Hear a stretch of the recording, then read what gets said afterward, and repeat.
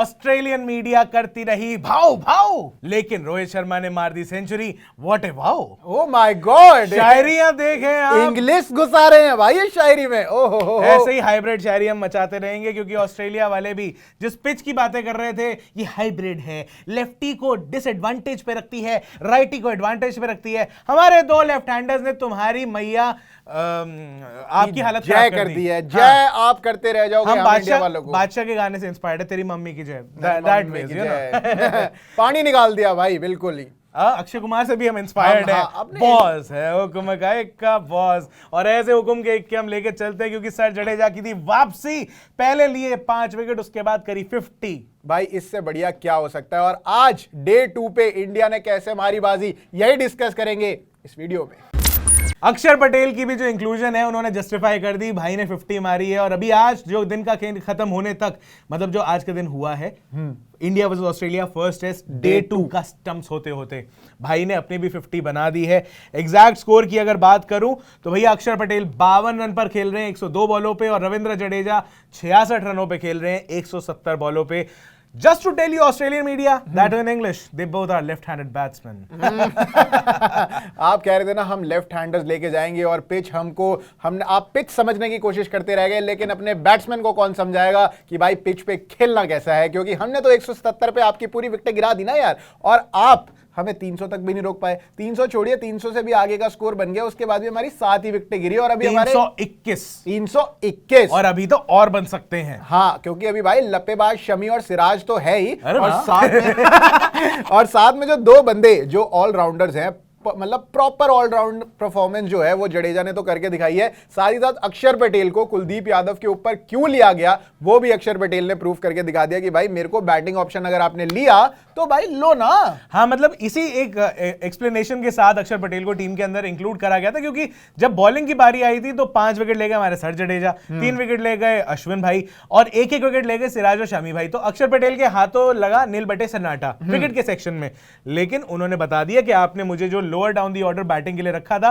भाई डिसअपॉइंट नहीं करेगा, भाई को जो मौका मिलेगा भाई उस पर चढ़ के नाचेगा, भले जडेजा साहब आए या ना आए, हम परफॉर्म करेंगे, क्योंकि जगह बहुत प्यारी है। वरना हर कोई ये बोलता है जड्डू भाई आ गए, अब अक्षर पटेल बाय बाय बाय हो गया तुम्हारा। लेकिन भाई अक्षर पटेल ने प्रूव कर दिया कि भाई हल्का बहुत अगर एक स्पिनर की ज्यादा खिलाने की जरूरत है, क्योंकि अश्विन भी है टीम में, जडेजा भी है, तो 2 स्पिनर्स ऑलरेडी थे, लेकिन उसके बाद भी अक्षर पटेल को चूज किया गया, और वो भी एक प्रॉपर स्पिनर जो कुलदीप यादव जो कि एक प्रॉपर बॉलर है उनके ऊपर। और वहां पर भाई उन दोनों की जो पार्टनरशिप चल रही है, दोनों ही जो जडेजा है और अक्षर पटेल है, दोनों नाबाद है आज का दिन खत्म होने पे, और दोनों ही अपने 50 से ऊपर है, और दोनों ही बंदे जो है कितनी बॉलें, दोनों बंदे 100 से ऊपर बॉलें फेस कर चुके हैं। मैं बता देता हूं स्ट्राइक रेट कितना चल रहा है भाई इन लोग का।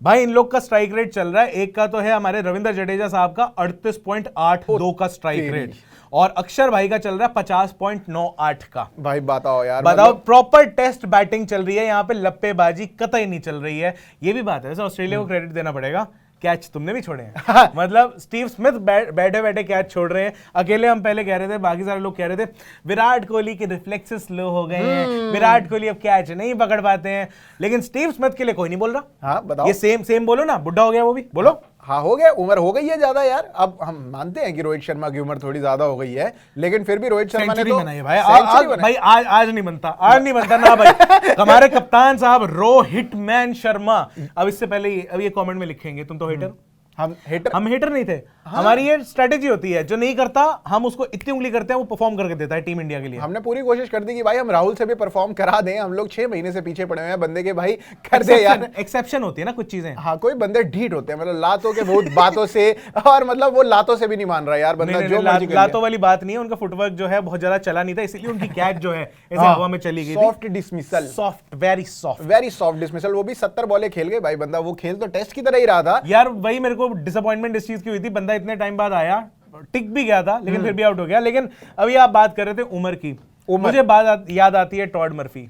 ओहो। टॉड मर्फी शक्ल से तो बहुत बड़े लगते हैं लेकिन उनका डेब्यू है ये मैच, लेकिन उसके बाद भी डेब्यू करते हुए बंदा 5 विकेट ले गया यार। ये एक तो ये समझ के परे था कि टीम इंडिया इतना कौन सा आओ मारे देश और पधारो मारे देश और अतिथि देवो भवा, हर चीज में नहीं घुसाना होता है। देखिए ये चीजें है ना, आपके यहाँ पे एक लड़का डेब्यू कर रहा है, डेब्यू तो हमारे यहाँ से भी लड़के कर रहे थे, हमने करा क्या? सूर्य कुमार यादव डेब्यू कर रहा था, हमने क्या उसको बोला कि भाई नहीं मतलब जाके तो खोद दे, हाँ, गड्ढे खोद दे, मतलब उसने अपने चांसेस के गड्ढे खोद दिए। हाँ। श्रेयस अय्यर अगर फिट हो गया तो सूर्य कुमार यादव अब फिर नहीं खेल पाएंगे, बिल्कुल यार, दिक्कत हो जाएगी, अगले मैच में नहीं खेल पाएंगे। लेकिन केएस भरत यार, केएस भरत ने भी भाई पूरी कोशिश करी, आज आए वो खेलने, मात्र 8 रन मार पाए, वो भी अपने डेब्यू के अंदर। हालांकि उन्होंने एक स्टंप करी फर्स्ट इनिंग्स के अंदर, बहुत बढ़िया, पहले दिन पे उन्होंने एक स्टंप किया लाबुशेन को, भाई बहुत शानदार था वो, बहुत शानदार, कोई दो राय नहीं है। लेकिन बैटिंग 10 बॉलों पे 8 रन पे वो आउट हुए हैं, तो ये तो काफी डिसअपॉइंटिंग रहा।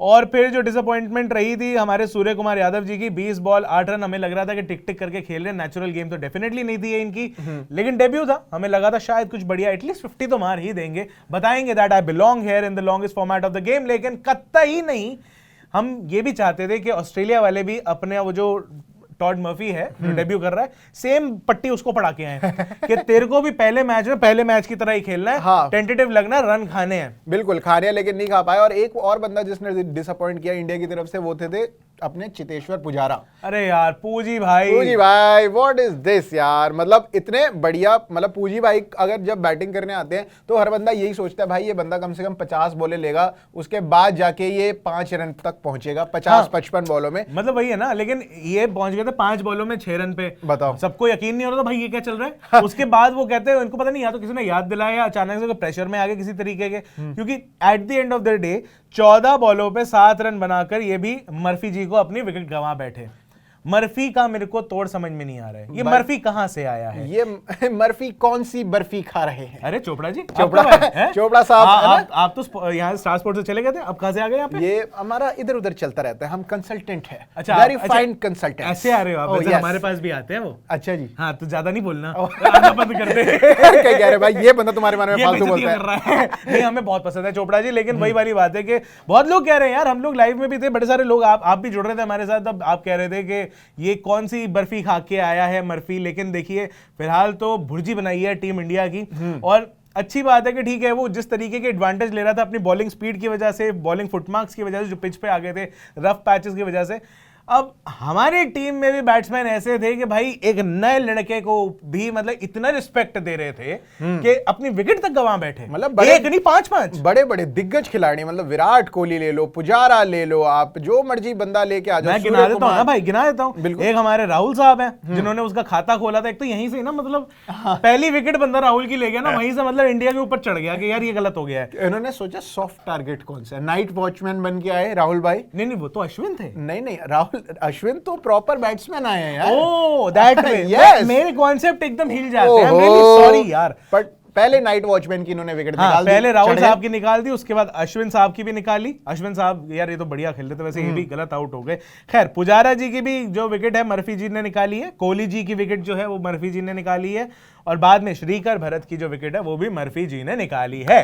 भाई बताओ यार, मर्फी भाई ये बंदा बिल्कुल आउट ऑफ सिलेबस की तरह एग्जाम में जो आ जाती है ना, कि जैसे इनके लिए हमारा जडेजा आए थे ना, वैसे हमारे लिए मर्फी आ गए हैं। इन्होंने सही में इन्होंने बहुत देर तक प्रैक्टिस करी कि भाई अश्विन को ऐसे खेलेंगे, अश्विन को वैसे खेलेंगे, स्पिन ऐसे खेलेंगे, वैसे खेलेंगे, लेकिन जड्डू भाई ने आके सारे मंसूबों पे पानी फेर दिया। वैसे ही मर्फी भी आके चाह रहे थे कि भाई सारे मंसूबों में पानी फेरे, लेकिन इंडिया ने एक ठीक ठाक लीड जो है भाई, मतलब अगर पिच को मद्देनजर रखे तो एक ठीक ठाक लीड इंडिया अभी तक तो ऑलरेडी दे चुकी है। हाँ नहीं, 144 रन जो है लीड हम ले चुके हैं, और ये बहुत अच्छा हो जाता या बहुत अच्छा हो जाएगा अगर अगला जो सेशन है, पहला सेशन जिसके अंदर सबसे ज्यादा अब हमें डर है कि जैसे ही नया सेशन शुरू होता है विकेटें गिरती हैं। इंडिया ने जो सेकंड डे पे है हर सेशन में 2-2 विकेटें गंवाई हैं। अगर कल ये दोनों विकेटें गिर जाती हैं तो फिर उसके बाद आप ज्यादा लीड उम्मीद मत करना।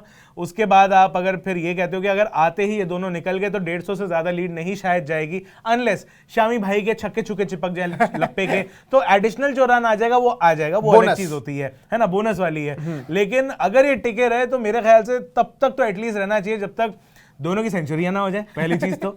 और दूसरा ये कि अपना इंडिया की लीड जो है 2-250 तक की हो जाएगी, क्योंकि तीसरे इनिंग में अगर 2-250 की लीड उतार के ऑस्ट्रेलिया को हमारे ऊपर लीड चढ़ानी होगी, उनको बहुत ज्यादा स्ट्रॉन्ग मतलब अपनी बेस्ट बैटिंग दिखानी होगी, क्योंकि इंडिया के बॉलर्स अगर मर्फी जैसे मतलब बॉलर्स जो हैं वो चढ़ के अगर इंडिया पे खेल रहे हैं, आप यकीन मानिए जडेजा, अक्षर पटेल और यहाँ पे अश्विन बिल्कुल भूखे शेर बनके आप कंगारुओं की गर्दन पे बैठे होंगे, मैं बता रहा हूं आपको। और ऑस्ट्रेलियन मीडिया फिर कुछ नहीं कह पाएगी कि ये अच्छी स्पिन बॉलिंग कैसे कर रहे हैं। वो तब भी कहेंगी, कह रहे यार ये जो स्पिन कर रहे हैं ना, ये इन्होंने कुछ चीटिंग करी है। हाँ बोल तो रहे थे, अभी तो बोल रहे थे, कह रहे जडेजा ने इतनी विकेटें इसलिए ली हैं क्योंकि उसने उंगली के ऊपर कुछ तो लगाया था और उसने बॉल पे मल दिया था। अच्छा, अबे उसे स्पिन कहते हैं, स्किल कहते हैं, तुम्हारी तरफ वाइनिंग नहीं कहते। आर नहीं करता जडेजा हमारा, है ना भाई। अगर ये लोग अब इसी टाइम ये लोग जीत रहे होते और ये अगर इस टाइम ऑस्ट्रेलिया आगे होती इस मैच के अंदर, तो ये मीडिया बिल्कुल चुप होती। ये तो कहती नहीं भाई बिल्कुल ठीक है, जडेजा के तो हाथ में लगी हुई थी, वो तो बेचारा क्या ही कर रहा है।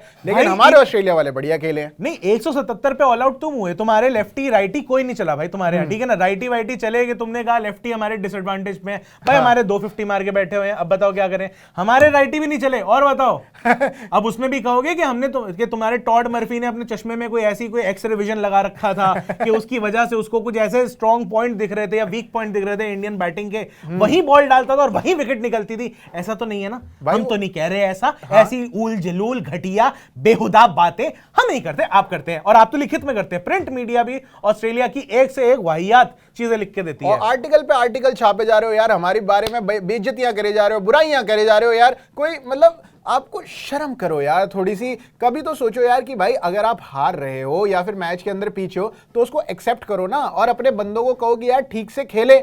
इससे मतलब ये क्या हो जाएगा कि आप स्ट्रेटेजिकली, कि आप हमारे दिमाग पे साइकोलॉजिकली एक दबाव बनाने की कोशिश करो। नहीं, साइकोलॉजिकल दबाव आप खाली केएल राहुल पे बना सकते हो, बाकी टीम के ऊपर आप नहीं बना सकते हो। और उसके ऊपर भी दबा के क्या कर लोगे, मतलब उसके ऊपर तो खैर अपने टीम मिसमैनेजमेंट नहीं इतना दबाव बना रखा है, हर बार परफॉर्म करने का, बेचारा फिर आउट हो जाता है, फिर लेके आ जाते हैं, फिर मेंटल प्रेशर आता है, फिर नहीं कर पाता।